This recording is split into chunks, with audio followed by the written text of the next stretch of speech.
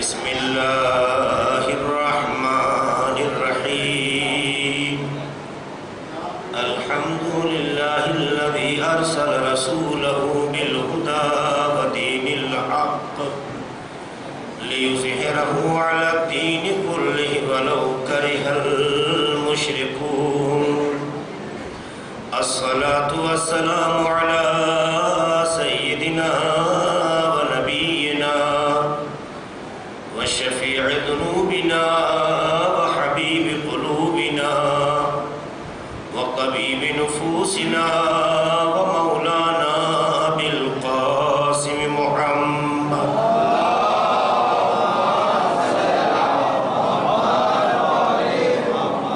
وعلى أهل بيت الطيبين الطاهرين المعصومين المظلومين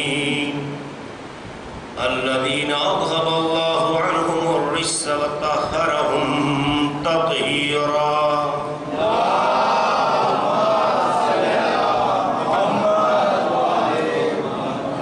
ولعنة الله على أعدائهم وغاصبي حقوقهم ومنكري فضائلهم أجمعين من ليلنا هذا إلى قيام يوم الدين أما بعد فقد قال الله سبحانه تبارك وتعالى في كتابه المبين وهو أصدق القائلين والصادقين وقوله الحق بسم الله الرحمن الرحيم هو الذي بعث فيهم رسولا منهم يتلو عليهم آياته ويزكيهم ويعلمهم الكتاب والحكمة وإن كانوا من قبل لفي ضلال مبين صلى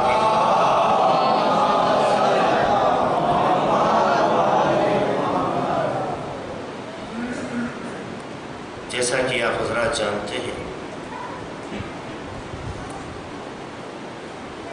کہ آج سے جو 5 منصوبہ کا سلسلہ رہے گا انشاءاللہ، اس کا موضوع ہوگا تعلیم و تربیت اسلام کی نظر میں۔ یقیناً یہ ایک ایسا موضوع ہے، ایک ایسا عنوان ہے کہ جس سے آپ حضرات کا ذہن مانوس ہے اور کافی باتیں آپ حضرات نے سنی ہوں گی اس حوالے سے، لیکن جو باتیں میں اس ضمن میں پیش کرنا چاہوں گا کوشش یہ رہے گی کہ ہماری اور آپ کی معلومات میں اضافہ ہو۔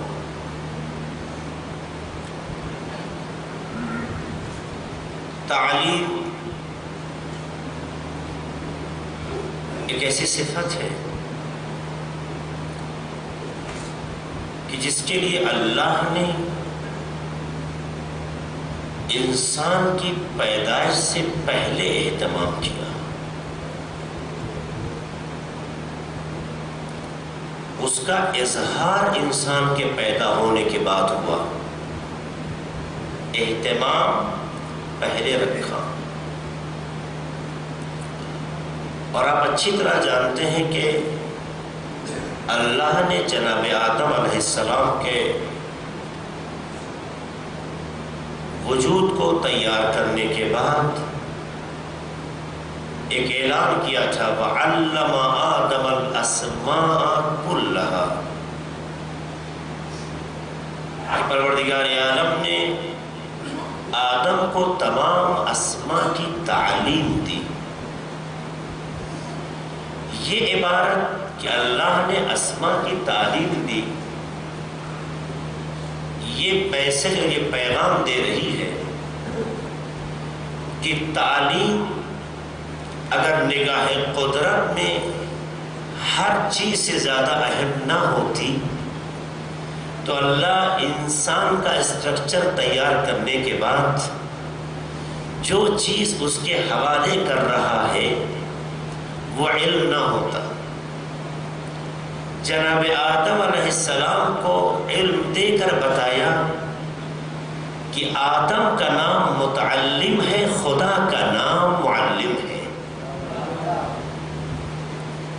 پہلے معلم، پہلے ٹیچر، پہلے استاد کا نام کیا ہے؟ خدا ہے۔ ظاہر ہے یہ ایک نوید ہے، ایک خوشخبری ہے ان تمام اساتید کے لیے، ان تمام ادھیاپکوں کے لیے، ان تمام ٹیچروں کے لیے کہ جو دنیا میں کسی بھی اعتبار سے تعلیم کو دینے میں، پہنچانے میں مصروف ہیں، کہ یہ کام کوئی معمولی کام نہیں ہے۔ اگر خدا آپ سے یہ کام لے رہا ہے تو اس کا مطلب یہ ہے کہ آپ کو اس قابل جان رہا ہے کہ اپنی صفت کا مظہر بنا دے، آپ کو اس لائق جان رہا ہے۔ اس لیے جو بھی دنیا میں تعلیم دینے میں مصروف ہیں ان کے حوصلے بلند ہونے چاہیے کہ تعلیم دینا، علم سکھانا یہ کوئی معمولی کام نہیں ہے۔ اللہ نے اس کا اہتمام اتنے پہلے رکھا کہ ابھی انسانوں کو خلق نہیں کیا ہے، انسان کے پہلی فرد کو، انسانیت کی پہلی فرد کو بنام آدم خلق کیا اور اسے تعلیم دی، اور تعلیم دے کے بتایا کہ جس کا رشتہ خدا سے ہوتا ہے وہ عالم ہوتا ہے، جاہل نہیں ہوتا۔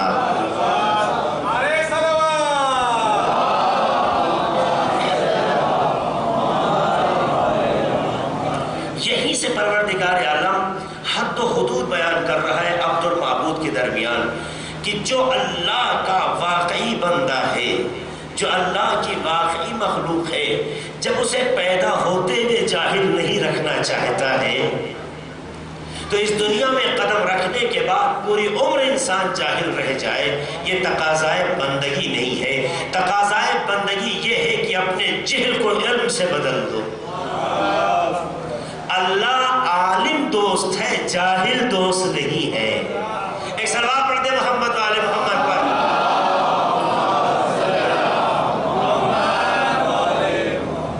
یہ بات تو واضح ہو گئی ہمارے جوانوں کے لیے، اللہ علم کو لائق کرتا ہے، اللہ علم کو پسند کرتا ہے۔ کیوں؟ اللہ کا علم ذاتی ہے، کسی نے پروردگار عالم کو تعلیم نہیں دی ہے، اس کے پاس ہر چیز کا علم معلوم کے وجود سے پہلے ہے۔ ہمارا علم چیز کے ہونے کے بعد ہے، ہمارا علم کسی چیز کے ہونے کے بعد ہوتا ہے۔ خدا کا علم اس چیز کے وجود سے پہلے سے، جو کہتے ہیں معلومات سے پہلے، معلومات نے جس کا علم حاصل کیا جائے، یعنی اس چیز کا جس کا علم آپ حاصل کر رہے ہیں، ہمارا علم معلومات کے آنے کے بعد شروع ہوتا ہے۔ پروردگار عالم کا علم معلومات کے وجود سے پہلے ہوتا ہے، اسی لیے اس کا علم ذاتی ہے، اس کا علم ذاتی ہے۔ اپنا علم وہ ذاتی ہونے کے بعد اپنی ذات تک بچا کے نہیں رکھنا چاہتا ہے۔ علم ذاتی ہے، ذاتی چیز میں آپ کو اختیار ہے، آپ کسی کو دیں یا نہ دیں۔ ذاتی کا مطلب تو یہ ہوتا ہے یا کہ پرسنل ہے، آپ دیتے ہیں تو اچھی چیز ہے، نہیں دیتے ہیں تو کوئی غلط بات نہیں ہے۔ علم اللہ کی ذاتی صفت ہے، ذاتی صفت ہونے کے بعد اللہ اس علم کو اپنے پاس روکنا نہیں چاہتا۔ کیوں؟ بتانا چاہتا ہے کہ اگر کوئی خوبی ذات کا حصہ بن جائے تو اسے روکنا نہیں چاہیے، دوسروں کو دینا چاہیے۔ اگر کوئی خوبی کسی کے پاس آ جائے، ایک فکر ہے، ایک میسج ہے انسانی ذہنوں کو کہ جو چیز اس کی ذات کا حصہ ہے نہ دے تو کوئی اعتراض نہیں کر سکتا ہے، لیکن نہ رکھ کے دوسروں کو دینے کی خواہش، یہ اس بات کی علامت ہے کہ خوبیاں روکی نہیں جاتی ہیں، پھیلائی جاتی ہیں۔ خوبیاں پرسنل نہیں بنائی جاتی ہیں، شیئر کی جاتی ہیں۔ یہی وجہ تھی کہ پروردگار عالم نے ذاتی علم ہونے کے باوجود بھی اس علم کو وجود نہ رکھا، بلکہ آدم جیسے وجود کو خلق کرتے ہی سب سے پہلے تعلیم ڈال کر تعلیم دے کے بتایا خدا اپنے مخلوق کی پہچان بھی علم سے کراتا ہے، جہل سے نہیں کراتا ہے۔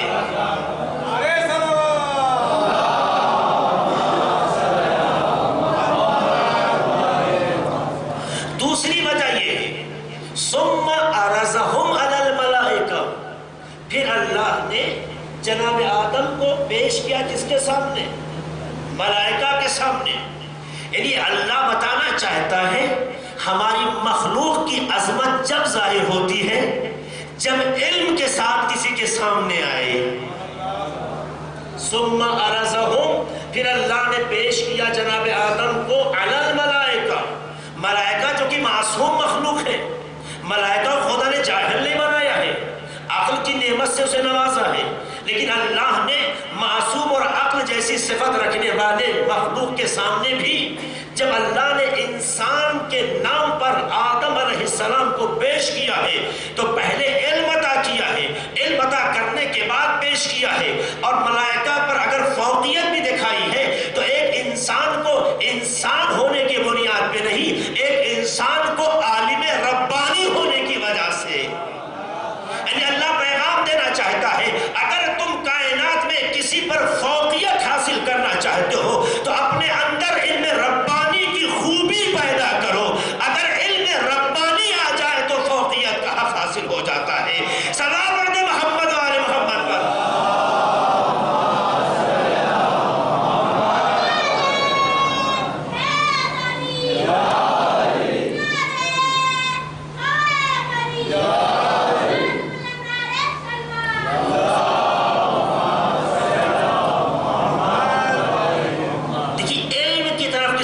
مسائل کو اللہ حل کر رہا ہے۔ علم ہوگا، خوبیاں ہوں گی، کمالات ہوں گے، تو ظاہر ہے کہ یہ وہ کمالات ہیں جو انسان کو باکمال بناتے ہیں۔ علم اگر کسی چیز شخص میں آ جائے تو کبھی وہ مرتا نہیں ہے۔ کسی موقع میں نے یہ بات کہی ہے کہ 3 چیزیں ایسی ہیں کہ اگر وہ کسی میں آ جائیں تو جس میں یہ خوبی آ جاتی ہے وہ کبھی مرتا نہیں۔ ایک کا نام ہے نور، دوسرے کا نام ہے علم، تیسرے کا نام ہے اخلاق، کردار۔ یہ 3 صفتیں ہیں، نور، اخلاق یعنی کردار اور علم۔ اگر کسی بھی انسان میں ان میں سے کوئی ایک صفت آ جائے، ایک صفت آ جائے تو اللہ مذہب نہیں دیکھتا، اللہ چہرے کے رنگ کو نہیں دیکھتا، اللہ حسب و نسب نہیں دیکھتا، اللہ قوم و قبیلہ نہیں دیکھتا، اللہ ملک کی پابندیوں سرحدوں سے اسے نہیں پہچانتا۔ یہ دیکھتا ہے کہ کس میں یہ خوبی آئی، چونکہ نور بھی خدا کا ہے، علم بھی خدا کا ہے، کردار بھی خدا کا ہے۔ یہ تینوں صفتیں سے اخلاق کے دیتے، تینوں چیزیں خدا کی نعمتیں ہیں۔ اگر یہ نعمت کسی ایک بھی انسان میں آ جائے، کوئی ایک نعمت، تو اللہ اسے مرنے نہیں دیتا۔ نور آ جائے تو نور کی خاصیت یہ ہے کہ تاریکی کو چھانٹ دیتا ہے، تاریکی کو رہنے نہیں دیتا، جتنا قریب ہوتے جائیے اتنا منور کرتا جاتا ہے۔ نور کبھی یہ نہیں پوچھتا تمہارا حسب و نسب کیا ہے، تمہارا قوم و قبیلہ کیا ہے، میرے پاس محبت کے ارادے سے آئے ہو یا دشمنی کے ارادے سے آئے ہو۔ جو کسی کی فکروں سے کھیلواڑ نہیں کرتا، کسی کی فکروں کی بنیاد پر اپنا اثر نہیں ڈالتا، کسی کے جذبات کے بارے میں بحث نہیں کرتا، آنے والا جس بھی ارادے سے آئے، محبت سے آئے، دشمنی سے آئے، چاہت سے آئے، نفرت سے آئے، آنے والا اگر آ جائے تو نور اس کے بارے میں کچھ نہیں پوچھتا ہے، اپنا کام کر دکھاتا ہے۔ جتنی تاریکی ہوگی اتنی چھانٹتا چلا جائے گا، اس کے چہرے کو منور کرتا جائے گا، اتنا ہی اسے خوبصورت و حسین بناتا جائے گا۔ یقیناً جتنا قریب آتا جائے گا وہ نفرت کے ارادے سے آیا ہو، محبت کے ارادے سے ہو، مگر نور اس کے بارے میں اپنے کام کو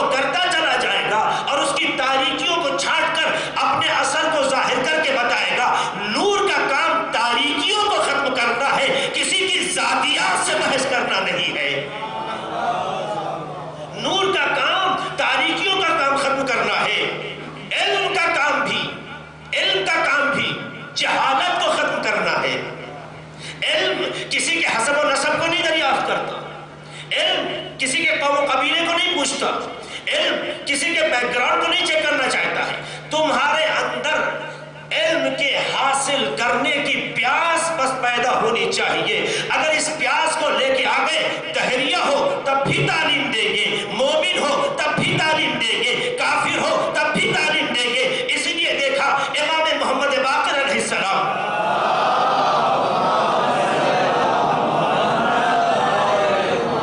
امام جعفر صادق علیہ السلام،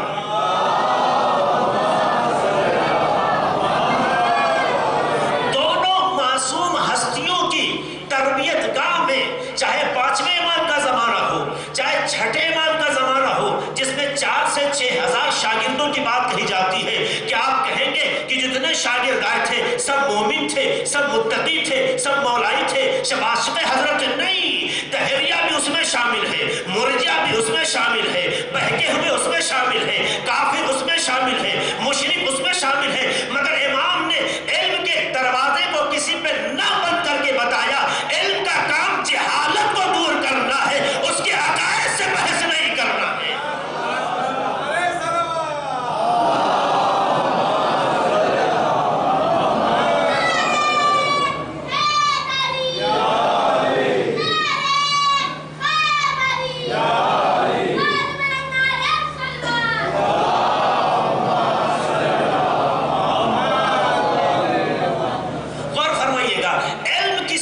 شجرہ نہیں پوچھتا ہے، علم کسی کا عقیدہ نہیں پوچھتا ہے، علم کسی کی فکر نہیں پوچھتا ہے. اس کا مطلب یہ ہے اگر کوئی اچھا استاد ہے تو یہ نہیں دیکھے گا قبیلہ کیا ہے، نہیں دیکھے گا قوم کیا ہے، نہیں دیکھے گا مذہب کیا ہے، نہیں دیکھے گا رشتہ کس سے ہے. نہیں، اچھے استاد کی علامت یہ ہے، آنے والے نے اپنے جہل کا اگر اعتراف کر لیا تو ایک اچھے استاد کی پہچان یہ ہے کہ اس کی جہالت کو علم سے بدل دیا جائے. یہی علم کی خوبی ہوتی ہے. تو نور تاریکیوں کو چھانٹتا ہے، علم جہالت کو ختم کرتا ہے، اور کردار انسان کے دل سے قدورتوں کو ختم کرتا ہے، کردار انسان کے نفس سے برائیوں کو ختم کرتا ہے، کردار انسان کے اندر سے اختلاف کو مٹاتا ہے، کردار انسان کے فاصلوں کو ختم کرتا ہے. لہٰذا جس کے اندر کردار آ جاتا ہے وہ دوریوں کو ختم کر کے قربت سے تبدیل کر دیتا ہے، فاصلوں کو مٹا کے نزدیک ہو جاتا ہے. عزیزو، جہاں کردار کی حاکمیت ہوتی ہے وہاں رشتے بکھرتے نہیں، جڑتے نظر آتے ہیں. لیکن جہاں رشتے بکھر جائیں وہاں کتنا کردار والا ہو لیکن وہ بے کردار ہونے کا مظہر بن جاتا ہے.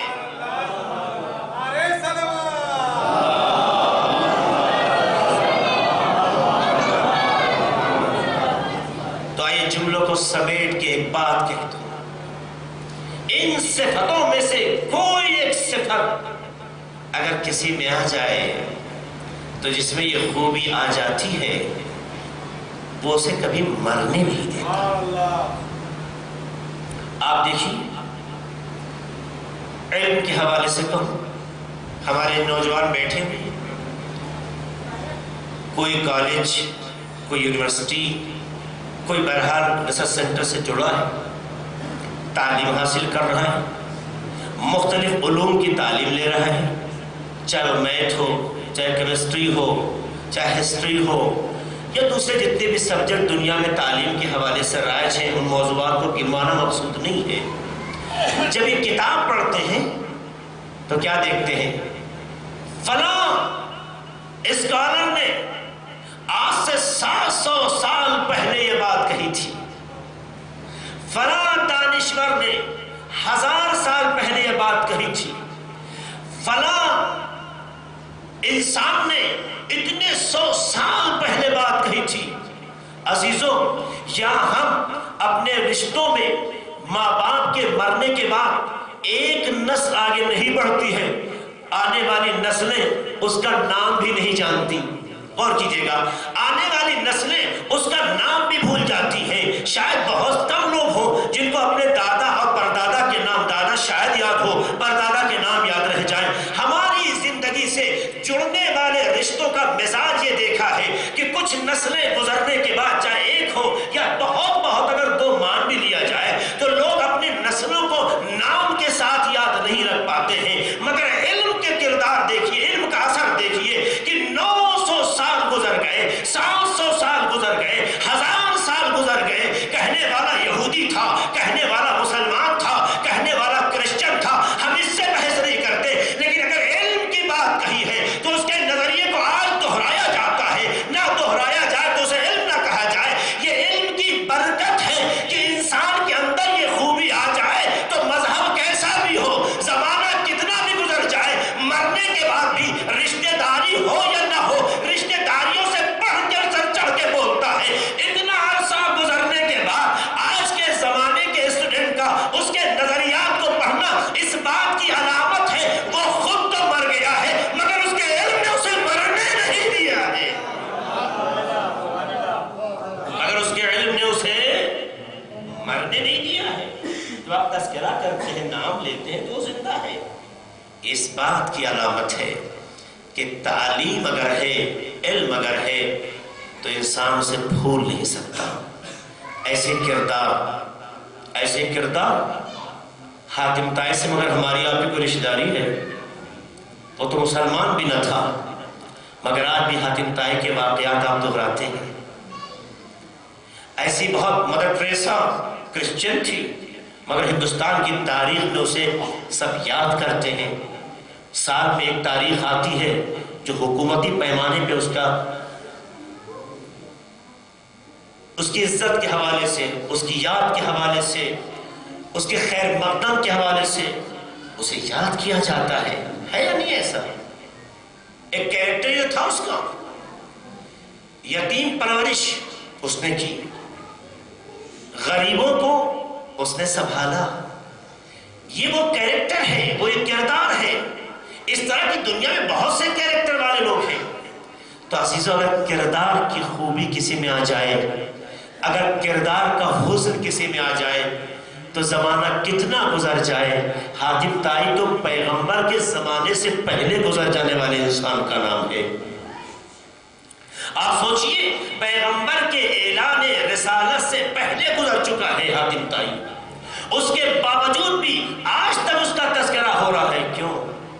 یہ اس بات کی علامت ہے کہ اگر کسی میں دولت کردار آ جائے، کسی میں دولت کردار آ جائے تو صاحب کردار کبھی مرتا نہیں ہے۔ تو علم مرنے نہیں دیتا، کردار مرنے نہیں دیتا، نور روشنی مرنے نہیں دیتا۔ تو اگر کوئی ایک صفت آ جائے تو انسان کبھی مر نہیں سکتا۔ ایک صفت آ جائے جسے ہم آپ محسوس کر رہے ہیں، ہم نے علم کی مثال دی، ہم نے کیریکٹر کی مثال دی۔ عزیزو، اگر یہ کردار، یہ صفات کسی میں آ جائے تو انسان مرتا نہیں۔ تو سلام ان ہستیوں پر کہ جن میں بیک وقت خدا نے نور بھی رکھ دیا ہو، کردار بھی رکھ دیا ہو، کردار کے ساتھ علم بھی رکھ دیا ہو، اپنے علم کا وارث بنا دیا ہو، اپنے نور کا مظہر بنا دیا ہو، اپنے وجود کے لیے ان کو معرض کردار میں رکھ دیا ہو۔ تو ایک جملہ کہنا چاہتا ہوں، ایک صفت آ جائے تو زمانہ گزر جائے، لوگ بھولتے نہیں ہیں، چاہے علم کی صورت میں ہو، چاہے کردار کی صورت میں ہو۔ تو جنہیں ہم محمد اور آل محمد کہتے ہیں، جن میں علم بھی خدا نے رکھا ہے، کردار بھی خدا نے رکھا ہے، نور بھی خدا نے رکھا ہے، تو قیامت تک کا زمانہ کم تو پڑ سکتا ہے مگر ان کی یاد ختم نہیں ہو سکتی۔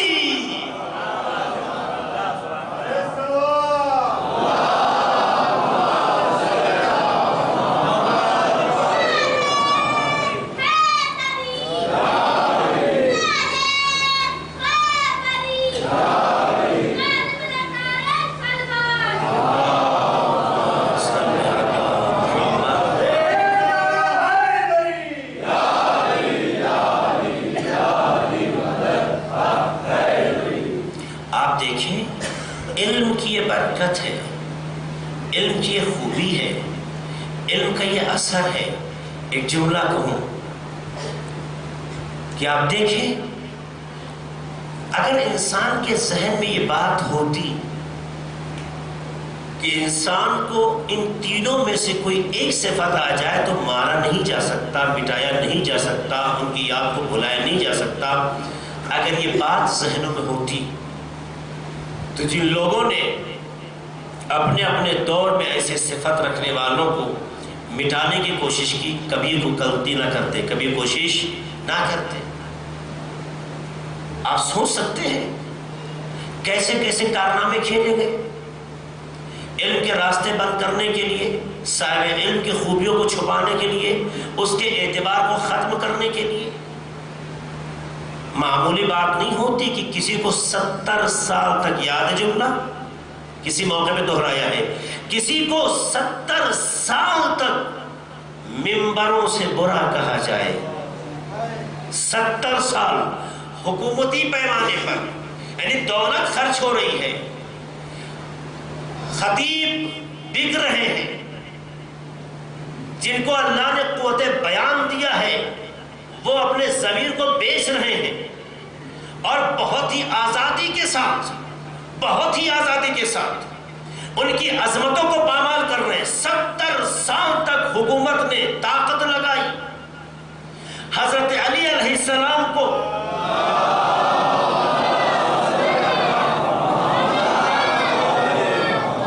ناسزا باتیں کہلوائی گئی، گالیاں دلوائی گئی، توہین کی گئی۔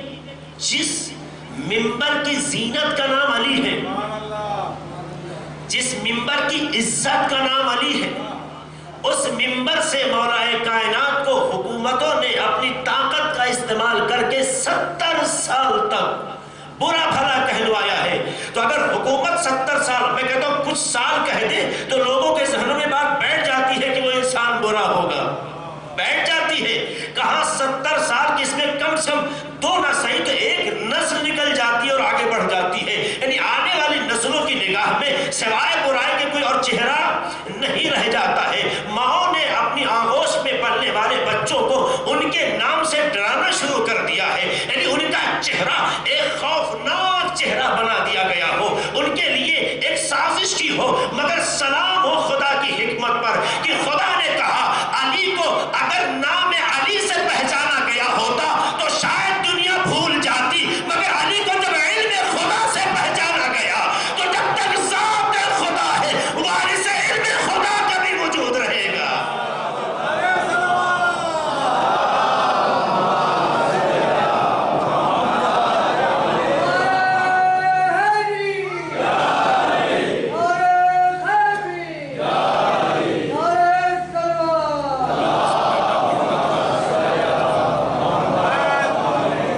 جب تک خداوند متعال کی ذات ہے، جب تک وہ برکات رہیں گے۔ آپ دیکھیے اتنے کوششوں کے باوجود 200 سال تک حدیثوں کو لکھنے پہ پابندی لگانے کے باوجود، لوگوں کے حلقوم سے زبان کو کھینچ لینے کے باوجود، کتابوں کو نظر آتش کرنے کے باوجود، دریا میں روایت کی کتابوں کو بہا دینے کے باوجود، آپ دیکھیے کیوں بہایا گیا، کیوں یہ غزال راستے اپنائے گئے، تاکہ ان کی عظمتیں ختم کر دی جائیں، ان کی محبتوں کو روک دیا جائے، ان کے فضائل سے منع کر دیا جائے۔ اتنی کوششوں کے باوجود دنیا نے ساری وہ طاقتیں استعمال کر لی جو اس کے بس میں تھی، لیکن وہ خدا کے مقابل کب بس والا ہو سکتا ہے؟ یہ خدا کے مقابل اپنے بس کا استعمال اور خدا کا آج تک ان کے کمالات کی بنیاد پر ان کا زندہ رکھنا، یہ اس بات کی علامت ہے کہ جو مظہر خدا کو روکتے ہیں وہ بس نہیں رکھ پاتے، بے بس ہو جاتے ہیں۔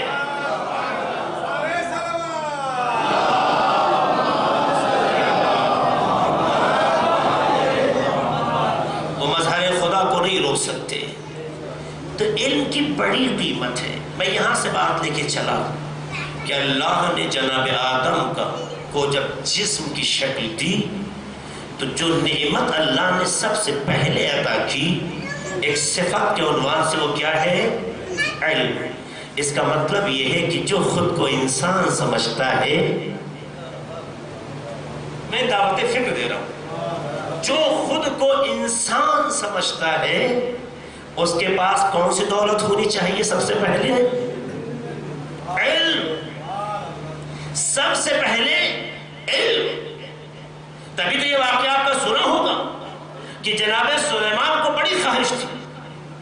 میں اپنے جوانوں کے لیے واقعہ دہرا رہا ہوں، اس واقعے میں جو عبرت ہے وہ بہت اہم ہے۔ جناب سلیمان علیہ السلام نے بارگاہ خدا میں دعا کی، خواہش ظاہر کی، پروردگار ہمیں ایسی حکومت سے نواز، جوان سننا، ایسی حکومت سے نواز کہ نہ ایسی حکومت مجھ سے پہلے کسی کو ملی ہو اور نہ ایسی حکومت میرے بعد کسی کو ملے. عجیب تمنا ہے. ہاں نہ مجھ سے پہلے کسی کو ملی ہو اور نہ میرے بعد کسی کو ملے. مطالبہ کیا تھا؟ حکومت کا. اللہ نے جبرائیل کے ذریعے سے 3 چیزیں بھیج دی.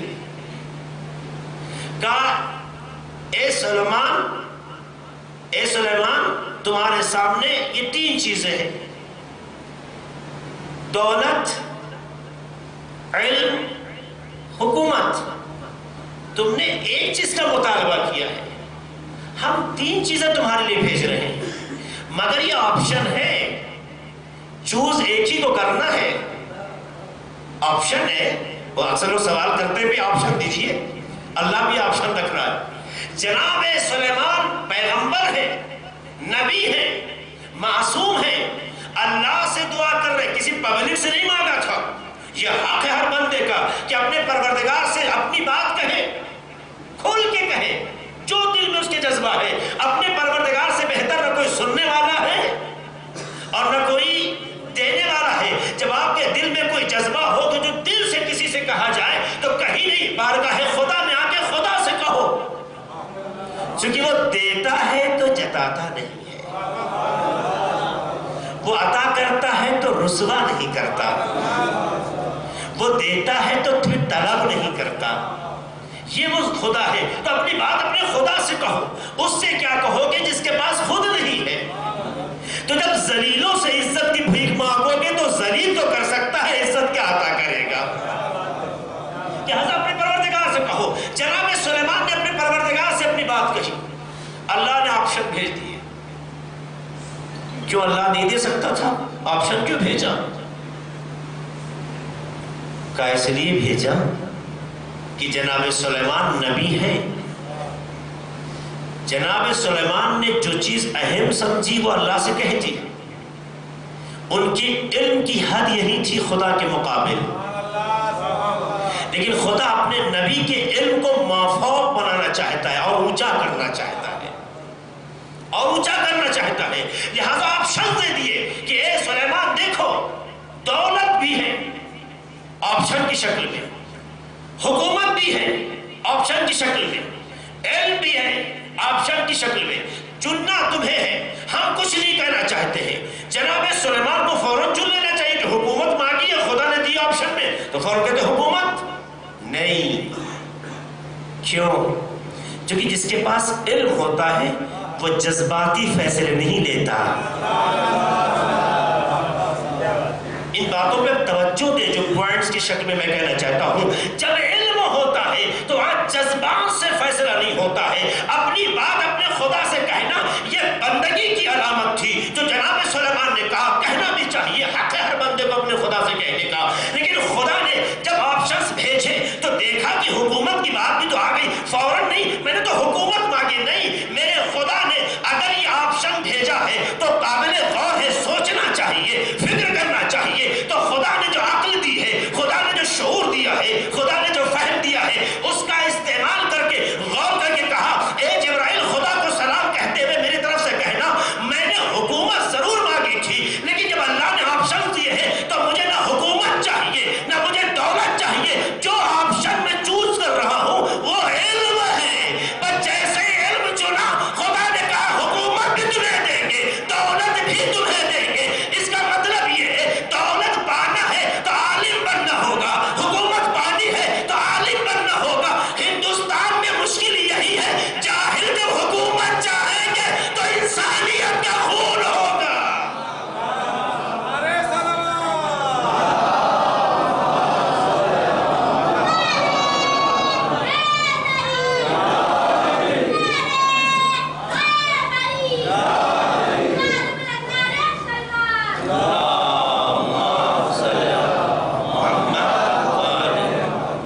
یہی سے گریز کرنا چاہتا ہوں. یہ باتیں یوں نہیں سنایا آپ کو، ایک گریز کرنا چاہتا ہوں، ایک میسج آپ کے ذہن تک پہنچانا چاہتا ہوں.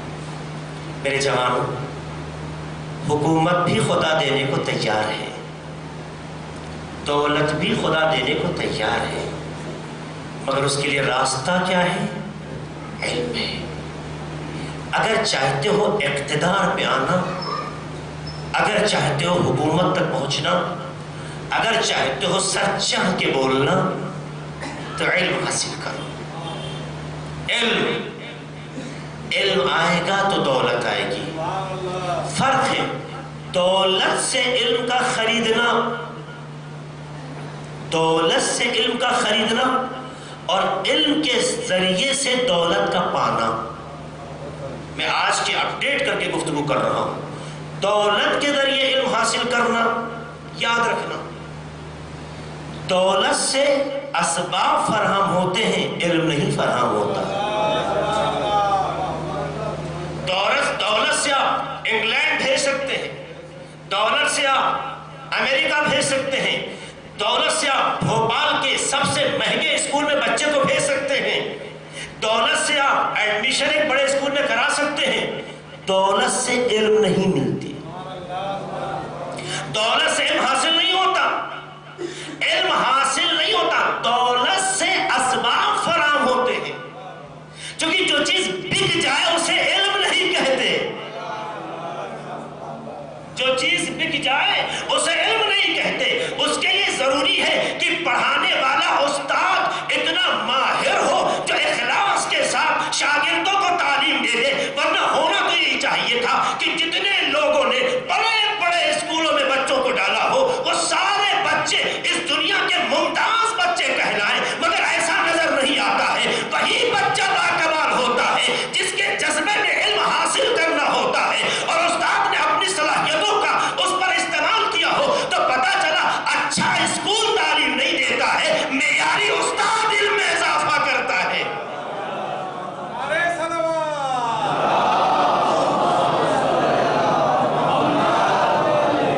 معیاری استاد علم میں اضافہ کرتا ہے۔ تو دولت کے ذریعے سے علم نہیں خریدا جا سکتا، جو بک جائے وہ علم نہیں ہے۔ یہ علم کی بات کر رہا ہوں۔ علم پروردگار کی نعمت ہے، علم اوصاف پروردگار میں سے ایک صفت ہے۔ علم اللہ عالم ہے نہیں، علم اللہ کے اوصاف میں سے ایک صفت ہے، مگر خدا کی صفتیں خریدی جا سکتی ہیں؟ یہ ذہنوں کا وسوسہ ہے۔ اچھے اسکول کا معیار اچھا ڈونیشن دینا یا لینا نہیں ہے، اچھے اسکول کی پہچان اچھے استاد کا جو بہترین تعلیم بچا رہا ہو، یہ ہوتا ہے۔ لہٰذا لوگ کہتے ہیں دولت سے سب کچھ خریدا جا سکتا ہے۔ شاید تھوڑی دیر کے لیے ہم بھی ماننے لگے، شداد بھی یہی سمجھتا تھا کہ دولت سے چاہے تو ہم جنت بھی بنا سکتے ہیں۔ کوشش بھی کر لی، جو جنت کے بارے میں فضائل تاریخوں میں لکھے تھے یا اشارے ملتے ہیں مقدس کتابوں میں، وہ اسباب بھی فراہم کر لیے۔ یہ اس کا زون تھا، ورنہ اللہ نے قدم رکھنے سے پہلے اٹھا لیا۔ اللہ نے قدم رکھنے سے پہلے اٹھا لیا۔ جس جنت کو تم نے تاریخوں کا مطالعہ کر کے آمادہ کیا کہ مجھ میں اتنی شکتی ہے کہ دولت کے بھروسے ہم جنت کو زمین پہ بنا سکتے ہیں، تو بناؤ جنت کو زمین پر، خدا بھی تمہارا تماشا کرے گا۔ جیسے ہی جنت تیار ہوئی، صاحب دیکھنے کے لیے پہنچے، قدم اٹھا نہیں، زمین پہ رکھنے سے پہلے خدا نے واپس لے لیا۔ یہ بتایا دولت کے نشے پہ جنت نہیں ملتی ہے، بنایا جا سکتا ہے، پہنچا نہیں جا سکتا۔ صلوات پڑھنے محمد و آل محمد پر۔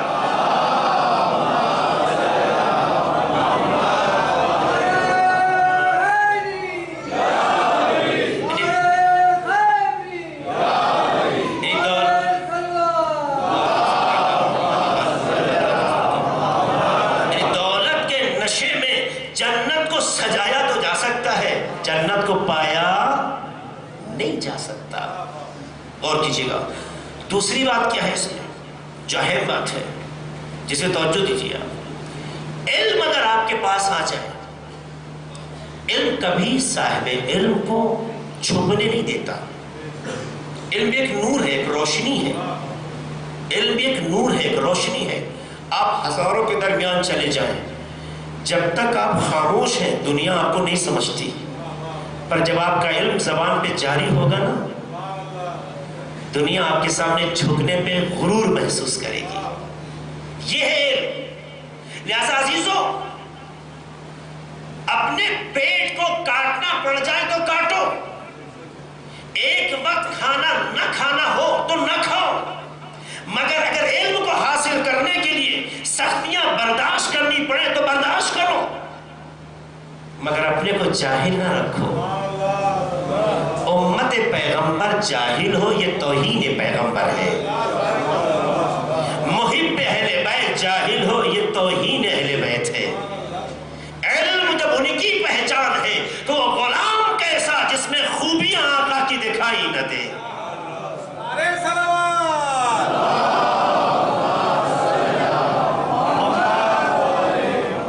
اگر یہ بات اتنی اہم نہ ہوتی تو پیغمبر کبھی نہ کہتے طلب العلم فریضہ، پیغمبر کبھی نہ کہتے طلب العلم فریضۃ علی کل مسلم۔ پیغمبر نے مسلمانوں کے لیے تاکید کے طور پر یہ فقرہ فرمایا ہے، حالانکہ پیغمبر صرف مسلمانوں کے نہیں ہیں، پیغمبر تمام مخلوق کے لیے، کوئی بھی مذہب ہو سب کے لیے پیغمبر ہیں، چونکہ اللہ کے جو نمائندے ہوتے ہیں وہ مانے جانے کے محتاج نہیں ہوتے ہیں۔ مانو گے تو تمہیں کمال پیدا ہوگا، نہیں مانو گے تو تم ضائع ہوگے۔ رسالت مانے جانے کے محتاج نہیں ہے، کفار نے انکار کیا، کیا بگاڑ لیا؟ ولایت مانے جانے کے محتاج نہیں ہے، بہت سے لوگوں نے انکار کیا، کیا بگاڑ لیا؟ اللہ کا جو نمائندہ ہوتا ہے، مانو گے تو تم میں کمال پیدا ہوگے، نہیں مانو گے تو تم میں زوال آئے گا۔ بات ماننے نہ ماننے کی نہیں ہے، مانے نہ مانے وہ چیزیں جو آپ ہمارے درمیان کی ہو، جو خدا کی جانب سے ہو، وہ ماننے نہ ماننے کے محتاج نہیں ہے۔ اللہ کے رسول نے اس حدیث میں کیا جملہ کہا؟ طلب العلم فریضہ۔ سننا غور سے دیکھیے، علم کا طلب کرنا واجب ہے علی کل مسلم، ہر مسلمان۔ بہت سے لوگ وہ مسلمہ بھی استعمال کرتے ہیں بعض روایتوں کی بنیاد پر، محققین کہتے ہیں کہ وہ مسلمہ کی قید جس روایت میں وہ ضعیف ہے۔ سنیے گا، جو کہتے ہیں ہر مسلمان مرد، ہر مسلمان عورت، یہ ترجمہ کرتے ہیں نا جب مسلمین و مسلمہ بلاتے استعمال کرتے ہیں، بعض روایتوں میں لفظ مسلمہ جو آیا ہے، اسکالرز محققین کا کہنا ہے یہ روایت ضعیف ہے، ایسا مسلمہ کی ضرورت نہیں ہے۔ کیوں؟ کہتے ہیں عربی زبان میں جو لفظ مذکر ہوتا ہے اس کا استعمال مذکر کے لیے فقط نہیں ہوتا، اگر مؤنث کے مقابل ہو تو اس سے مراد مذکر ہوتا ہے، اور مؤنث قرینہ ہے اس لیے وہ مؤنث ہے۔ اگر ایسا لفظ استعمال ہو کہ جہاں پر میل اور فیمیل دونوں سے متعلق جو ہے وہ ورڈ ہو تو کہتے ہیں فیمیل قرینہ ہے کہ یہاں مراد میل الگ ہے، فیمیل الگ ہے۔ لیکن اگر ایسا نہیں ہے تو لفظ انسانیت پر عمل کرتا ہے، انسان کو خطاب کرتا ہے، انسان میں عورت بھی شامل ہے، مرد بھی شامل ہے۔ قرآن میں بہت سی آیتیں ہیں جہاں مذکر و مؤنث دونوں کے لیے، صائمین، صائمات، مومنین، مومنات، مسلمین، مسلمات، ہے نا آیت قرآن کی ترتیب پر، کہ جہاں مسلمان مرد، مسلمان عورتیں، مسلمان روزے دار، مسلمان مومن روزے دار، مومن مومنہ روزے دار، اس طرح کی ترکیب قرآن میں آئی ہے۔ تو جہاں دونوں استعمال ہو وہاں خصوصیت ہے، ایک طرف مرد کے بارے میں گفتگو ہو رہی ہے، ایک طرف عورت کے بارے میں گفتگو ہو رہی ہے۔ لیکن جہاں میل اور فیمیل بحث نہ ہو، میسج بحث ہو، تو وہاں لفظ مذکر بھی اگر استعمال ہوتا ہے تو مراد صرف مذکر نہیں ہوتا، مراد انسان ہوتا ہے، تو اس میں عورت بھی شامل ہے، مرد بھی شامل ہے۔ اللہ نے کہا ان اکرمکم عند اللہ اتقاکم، اللہ کے نزدیک باکرامت انسان وہ ہے جو کہ متقی ہو۔ تو تو آپ کہیں گے صرف مرد مراد ہے، عورت مراد نہیں ہے؟ کہہ سکتے ہیں آپ کہ مراد صرف یہاں پہ مرد ہے، عورت نہیں ہے؟ کہیں گے آپ کہ تو متقی کا لفظ استعمال ہوا ہے تو بس متقی سے مراد مرد متقی، تو کیا عورت نہیں؟ یا پیغمبر نے کہا اے علی تم میرے بعد ایسے ہوگے ویسے کچھ، پوری آپ روایت جانتے ہیں جس کا آخری جملہ لا نبی الا انہ لا نبی بعد، یہ جملہ ہے میرے بعد کوئی نبی نہیں آئے گا۔ تو جو لفظ نبی استعمال خدا کے پیغمبر نے کیا ہے، تو کیا آپ یہ کہہ سکتے ہیں کہ یہاں سے مراد مرد نبی نہیں آئے گا؟ آپ کہہ سکتے ہیں؟ قرآن نے کہا ولیکن خاتم النبی، خاتم النبیین کہا ہے، خاتم النبیات تو کہا نہیں ہے۔ تو آپ یہ کہہ سکتے ہیں کہ تو دعویٰ صحیح ہے اس عورت کا کہ جس نے کہا کہ میں نبی ہوں، اسے جیل میں ڈال دیا گیا۔ کہا مجھے کیوں جیل میں ڈالتے ہو؟ کہا آخری نبی تھے، ان کے بعد کوئی نبی نہیں آئے گا۔ کہا تم نے جملے پہ غور کیا؟ انہوں نے کہا تھا لا نبی بعدی، میرے بعد کوئی مرد نبی نہیں آئے گا، لا نبیت بعدی نہیں کہا تھا کہ کوئی عورت نبی نہیں آ سکتی، میں ایک عورت ہوں۔ انہوں نے لا نبیہ کہا تھا، لا نبیتا نہیں کہا تھا۔ خاتم النبیین آیا ہے قرآن میں، خاتم النبیات نہیں آیا ہے، یعنی مرد نبی نہیں آئے گا یہ کہا گیا ہے، عورت نبی نہیں آئے گی، اس کی کوئی شہادت نہیں ہے، لہذا میرا دعویٰ صحیح ہے۔ کہا نہیں، یاد رکھنا عربی میں جب لفظ مذکر استعمال ہو تو اس سے مراد انسان ہے، جس میں عورت بھی شامل ہے مرد بھی شامل ہے، اس لیے کسی ایک کو دوسرے سے جدا نہیں ہے۔ جب کہا علی کل مسلم، یہ ایسی ترکیب ہے کہ علم کا حاصل کرنا فریضہ ہے، واجب ہے ہر مسلمان پر۔ تو مسلمان سے مراد چاہے وہ عورت ہو چاہے وہ مرد ہو، دونوں شامل ہیں۔ اس کا یہ مطلب نہیں ہوتا کہ اس کا مطلب یہ ہے کہ مسلمان مرد پر تو علم ہے مگر مسلمان عورت جاہل رہے، کیونکہ اس کے بارے میں تو کہا ہی نہیں گیا۔ ہر عورت کہہ دے گی بھائی وہاں مسلم آیا ہے، مسلمہ نہیں آیا ہے، لہذا عورت اپنے جاہل رہنے کا راستہ ڈھونڈ لے گی۔ بھائی آج کی دنیا میں تو نہیں ہو سکتا ہے، کیونکہ آج کی دنیا میں تو مسلم جاہل بننا چاہ رہے ہیں، مسلمہ تو عالمہ بن رہی ہے۔ آج کے معاشرے میں ہمارے مدرسے خالی ہو رہے ہیں لیکن لڑکیوں کے مدرسوں میں جگہ نہیں ہو رہی ہے۔ نہیں عزیزو، جس طرح مرد کے لیے ہے اس طرح سے عورت کے لیے، دونوں کے لیے مساوی پیغام ہے۔ تو آپ یہ نہیں کہہ سکتے ہیں کہ یہاں پر مرد ہے عورت مراد نہیں ہے، نہیں، یہ سب پر واجب ہے، پیغمبر کی حدیث ہے۔ تو بس آخری جملہ آج کے حوالے سے کہنا چاہوں گا اور وہ بہت قیمتی ہے، اسے نوٹ کریں۔ علم حاصل کیجئے گا، مگر یہ علم جب آپ حاصل کرتے ہیں تو ایک تلوار پہ جو خطرناک دھاردار تلوار ہو گزرنے کے مانند ہے۔ اس لیے حدیث ہے العلم علی ثلاثۃ اشبار، علم کے 3 مرحلے ہیں۔ آخری جملہ آج کے حوالے سے، باقی باتیں آئندہ کروں گا۔ علم کے 3 مرحلے ہیں، العلم علی ثلاثۃ اشبار، حدیث سنا رہا ہوں۔ علم کے 3 مرتبے ہیں، 3 درجے ہیں، 3 کلاسز ہیں۔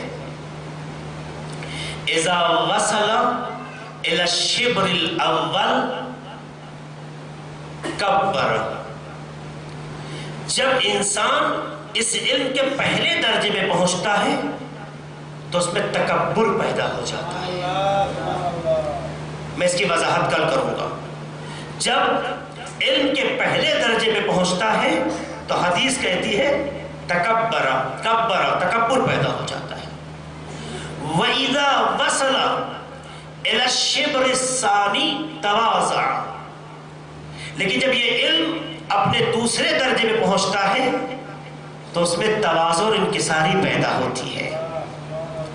وَإِذَا وَصَلَ إِلَى الشِّبْرِ الثَّالِثِ، اور جب یہ تیسرے مرحلے پہ پہنچتا ہے عَلِمَ أَنَّهُ لَا يَعْلَمُ، تو اسے پتہ چل جاتا ہے کہ کیا نہیں جانتا ہے۔ علم یوں ہی نہیں آتا ہے. علم کا پہلا اگر مرحلہ کوئی طے کرتا ہے تو عالم نہیں بنتا ہے، متکبر بن جاتا ہے، مغرور بنتا ہے. اس لیے کہتے ہیں جو تھوڑا بہت علم حاصل کرتے ہیں نا، لمبی لمبی زبانیں انہی کی چلتی ہیں. اس کی وضاحت بعد میں کروں گا. جو علم کے دوسرے مرحلے پہنچتا ہے اس میں تواضع، انکساری، انعطاف، جھکاؤ پیدا ہوتا ہے. اور جو تیسرے مرحلے میں پہنچتا ہے وہ یہ جان لیتا ہے کہ وہ جاہل ہے، کچھ نہیں جانتا ہے. یعنی اصل علم کیا ہے؟ اس بات کا اعتراف کرنا کہ میں نہیں جانتا. نہ جاننے کا اعتراف ہی علم کہلاتا ہے. صلوات پڑھیں محمد آل محمد.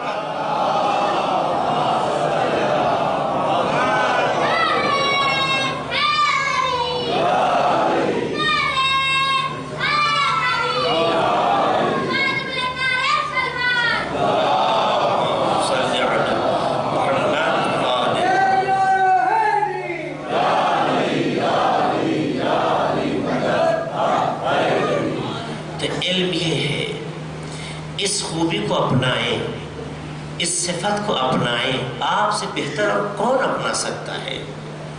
آپ جن پر جان دیتے ہیں، جن پر قربان ہونے کا جذبہ رکھتے ہیں، جن پر فدا ہونے کا جذبہ رکھتے ہیں، وہ عالم ہے، جاہل نہیں ہے.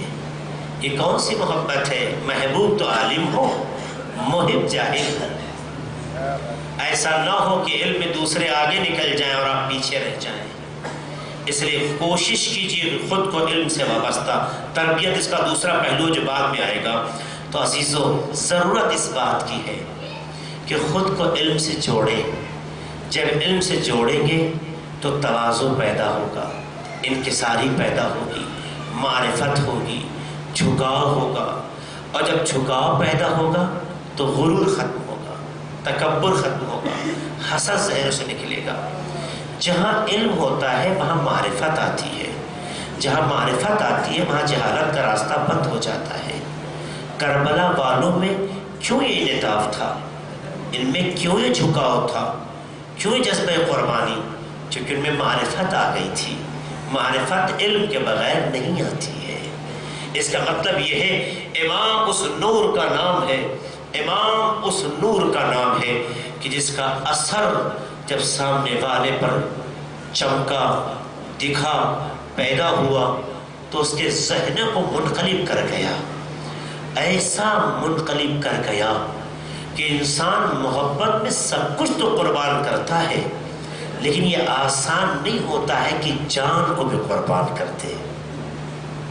کیا چاہیے محبت میں؟ دولت لے لیجئے، زندگی لے لیجئے، زندگی سے متعلق تمام چیزیں لے لیجئے، لیکن جان دینے کے لیے معرفت ضروری ہے. محبت صرف کافی نہیں ہے. اس کا مطلب شہدائے کربلا میں صرف محبت نہیں تھی، معرفت امام حسین بھی تھی. یہ معرفت کی بلندی ہے کہ جو جذبہ پیدا کر دیتی ہے کہ اگر جان کی بھی بازی لگ جائے مگر قدم پیچھے نہیں ہٹیں گے. ایک بوڑھا صحابی مسلم نے اسے چاہے شب عاشور کیا کہتے ہیں؟ آقا جب چراغ بجھا کے امام نے کہا تھا تمہارے سروں سے پیر کو اٹھا لیتا ہوں، تو جب روشن کیا گیا چراغ تو ایک بوڑھا صحابی مسلم نے اوسجا جس نے اپنے کمر پہ رومال باندھ کر رکھا ہے، ایک ایسا رومال کہ جس کے ذریعے سے کمر جو خمیدہ تھی وہ سیدھی ہو سکے. وہ روتے ہوئے کہتے ہیں آقا میری محبت کا امتحان نہ لیں. کیا سمجھتے ہیں میں بوڑھا اگر ہو گیا تو میں آپ کے لائق نہ رہا؟ آقا کل اگر ہمارے جسموں کو ٹکڑے ٹکڑے کر دیا جائے، پھر ہمیں زندگی دی جائے، پھر بھی ہم آپ کے اوپر قربانی دینے سے پیچھے نہیں ہٹیں گے. یا بعض جملے ہیں جن میں کہا جاتا ہے آقا اگر دشمنوں نے 70 بار یا مختلف عدد ہیں، اگر اس طرح سے مقام امتحان اور یا مولا یہ بھی سنیے اگر ہاتھ سے تلوار چلانے کی قوت نہ رہی تو آپ کے دفاع میں پتھر تو ماریں گے مگر پتھر آپ کی طرف نہیں آنے دیں گے. یہ جذبہ معرفت کا جذبہ ہوتا ہے. کیسا جذبہ تھا کربلا میں؟ تو امام حسین نہ فخر کرے کہ جیسے صحابی ہمیں ملے نہ میرے نانا کو ملے، نہ میرے بابا کو ملے نہ میرے بھیا حسن کو ملے جیسے صحابی ہمیں ملے. کیسے صحابی ہیں، کیسے لوگ ہیں؟ زہرتین امام کے ساتھ ساتھ فاصلے سے چل رہے ہیں. مسلک عثمانی ہے، مسلک الگ الگ ہے، لیکن نہیں پتا یہ جناب زہرتین جو چل رہے ہیں فاصلے سے، یہ فاصلے سے چل رہے ہیں یا امام کی محبت و معرفت کھینچ رہی ہے. چونکہ جہاں جہاں امام کے خیمے نصب ہو رہے ہیں، زہر بن القین کے بھی خیمے کچھ فاصلے سے نصب ہوتے ہیں. وہ وقت آیا جب امام نے محسوس کیا کہ اب یہ پیغام زہر بن القین کے پاس جانا چاہیے. علی اکبر علیہ السلام کو نامہ دیا اور جناب زہیر تک بھیج دیا. وہ زہیر جو مسلک کے فاصلوں، پتہ نہیں یہ کیوں ساتھ ساتھ، تاریخ یہ کہتی ہے، مقاتل لکھتے ہیں کہ جناب زہر بن القین امام کے ساتھ ساتھ چل رہے تھے مگر فاصلہ تھا. ایک فاصلے پہ جہاں امام رکتے تھے فاصلے پہ کچھ وہ بھی رکتے تھے. نہیں پتا کیا تھا. مجھے اتنا تو پتا چلا بعد میں کہ یہ خدا کی حکمتیں تھی جو جناب زہر بن القین کی ہدایت کے لیے آگے بڑھ رہی تھی. امام کا جیسے نامور علی اکبر خیمے میں پہنچا ہے، آواز دی. سہیل پوچھا کون؟ کہ میں حسین کا بھیجا گیا پیغمبر ہوں، میں حسین کا بھیجا گیا نمائندہ ہوں. کیا ہے؟ کہ آپ کے نام خط لکھا ہے. جناب زہر بن القین کے لیے روایت کہتی ہے کہ اپنی بیوی کے ساتھ بیٹھے ہوئے دسترخوان پہ کھانا نوش کر رہے تھے. لقمہ اٹھایا تھا، ابھی منہ تک نہیں پہنچا ہے اور یہ جناب علی اکبر کی آواز آتی ہے. بیوی نے ان کی طرف، شوہر کی طرف دیکھ کے کہا تمہیں شرم نہیں آتی ہے؟ حسین کا فرستادہ آواز دے رہا ہے اور تم ابھی تک سوچ رہے ہو. کتنا بیویوں کے درجات بلند ہیں. کربلا کی تاریخ میں بیویوں نے بھی کیا کردار نمایاں انجام دیا ہے. بیوی حوصلہ دیتی ہے، زوجہ حوصلہ دیتی ہے. زہر بن القین باہر آتے ہیں، خط لیتے ہیں، پڑھتے ہیں. خط لے کر پڑھا. جناب زہر بن القین کے بارے میں آثار بتائے جاتے ہیں کہ چہرہ جناب زہر بن القین کا جو پہلے تھا کافی بدل چکا ہے. اب آتے ہیں تو بیوی کہتی ماجرا کیا ہے؟ کہا کچھ نہیں، حسین ابن علی کا خط ہے اور انہوں نے ہمیں یاد کیا ہے. کہا اگر تمہیں یاد کیا تو تم اتنا سوچ کیوں رہے ہو؟ کہا تمہیں پتا ہے میں جاؤں گا تو واپس نہیں آؤں گا. تو کہا سوچنے کی کیا بات ہے؟ کہا بس یاد رکھو تو اگر میں جانا ہوگا تو تمہیں طلاق دینا ہوگا، اگر مجھے جانا ہوگا تو مجھے کوئی وصیتیں کرنی ہوگی. تو عزیزو ساری چیزیں بیوی سنتی رہی ہے، لیکن جب بات چھوڑنے کی آئی تو کہا مجھے چھوڑنا بھی چاہتے ہو تو ایک شرط پہ چھوڑو کہ کل جب حشر کے میدان پہ شفاعت کا حق ملے تو مجھے فراموش نہ کرنا. کتنی معرفت ایک بیوی میں ہے، سوچ سکتے ہیں آپ. امام کا یہ انتخاب ہے جو کھینچ رہا ہے جناب زہیر. اور آپ جانتے ہیں کہ جناب زہیر بن القین جب آتے ہیں تو کس طرح قربانی دیتے ہیں. امام نے کربلا میں جو قربانی دی ہے دنیا میں اس کا کوئی نظیر نہیں ہو سکتا ہے. کچھ جملے کہہ کے آپ کے ختم و دعا کرنا چاہتا ہوں. امام کی قربانیوں کا حال یہ تھا کہ جہاں قوت برداشت بھی تھی، صبر کا مادہ تھا، حسین کے ارادوں میں پختگی تھی، وہیں پروردگار کی حکمتیں بھی کار فرما تھی. ایک منظر آپ کے حوالے کر کے ختم و دعا کرنا چاہتا ہوں، سن سکیں گے وہ کیا ہے؟ آپ دیکھیے کہ امام حسین نے کربلا میں کیسی کیسی قربانی دی ہے. اپنے نوجوان بھتیجے کو زندگی میں پامال ہوتے دیکھا، اپنے بھیا عباس کو کس بے رحمی کے ساتھ شہید ہوتے دیکھا. وہی امام جب جناب علی اکبر کو رخصت کرتا ہے، بس ایک منظر آپ کے سامنے پیش کرنا چاہتا ہوں. وہی امام جب اپنے بیٹے علی اکبر کو رخصت کرتا ہے تو ایک جملہ کہتا ہے. کب؟ جب بیٹے نے آواز دی ہے یا ابتا علیک منی السلام، اے میرے بابا آپ پہ میرا آخری سلام. تو کربلا کی تاریخ کہتی ہے کہ امام زمین کربلا پہ لڑکھڑاتے ہوئے آگے بڑھ رہے ہیں. یہ کیوں لڑکھڑا رہے ہیں؟ اب تک امام حسین کے قدم کمزور نہیں پڑے تھے، امام کے قدم لڑکھڑاتے آگے بڑھ رہے ہیں اور آواز دیتے ہیں علی اکبر. بابا کو پکار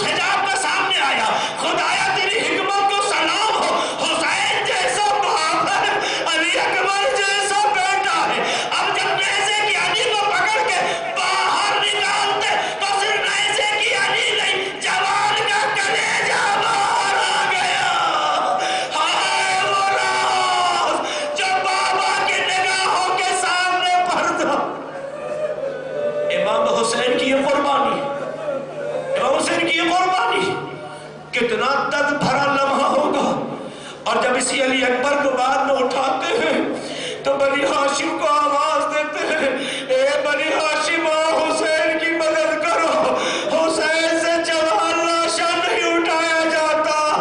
علماء نے تفسیر کی کہ امام کا جسم کربلا میں کمزور نہیں ہوا تھا تو جوان کا جنازہ نہ اٹھا سکے، بات اتنی تھی کہ جناب علی اکبر کے بدن پہ اتنی تلواریں ماری گئی تھی کہ جسم کا حصہ ٹکڑوں میں ہو چکا تھا، اسی لیے جناب امام حسین جب جناب علی اکبر کو اٹھانا چاہے سینہ سنبھالتے تھے تو پیر جھول جاتا تھا، پیر کو سنبھالتے تھے سینہ آویزہ ہو جاتا تھا، یہی وجہ آواز دے رہے تھے، اے بنی ہاشم حسین سے جوان کا لاشا نہیں اٹھایا جاتا۔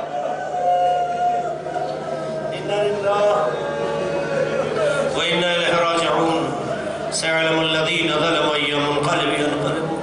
خدایا ہمارے اس مقصد کو قبول فرما، خدایا ہمارے گناہوں کو بخش دے، خدایا ہماری عبادتوں کو شرف قبولیت عطا فرما، خدایا ہمارے بزرگوں کا سایہ ہمارے سروں پہ قائم رکھ، خدایا جو بزرگ اس دنیا سے گزر گئے نجات رحمت و مغفرت میں جگہ عطا فرما، خدایا جو بھی بیمار ہوں، جن بیماریوں سے دوچار ہوں، خدا ان آسموں کا واسطہ، اس پر شہزاد کا واسطہ، انہیں شفاء کامل و عاجل عطا فرما، خدایا تجھے واسطہ ہے محمد آل محمد کا، ہمارے وطن عزیز ہندوستان میں امن و امان قائم کر دے، خدایا پرچم جمہوریہ اسلامی ایران کو سربلندی عطا فرما، خدایا تمام علماء کرام بالخصوص مراجع اعظام کی حفاظت فرما، خدایا امام زمانہ کے ظہور میں تعجیل فرما، ہم سب کو ان کے آبان و انصار میں شمار فرما، ماتم حسین۔